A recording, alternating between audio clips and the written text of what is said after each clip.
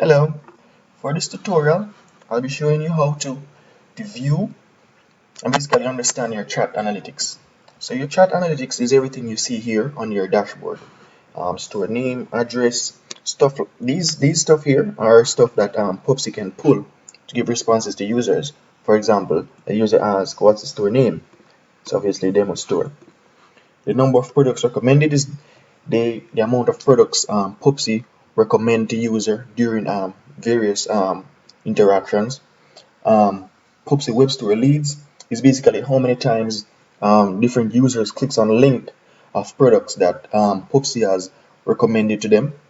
Number of chat, I think that's self-explanatory. The amount of chats Pupsai have on a day-to-day basis. Frequent topics, what similar users are asking. Most recommended products, I think that's self-explanatory.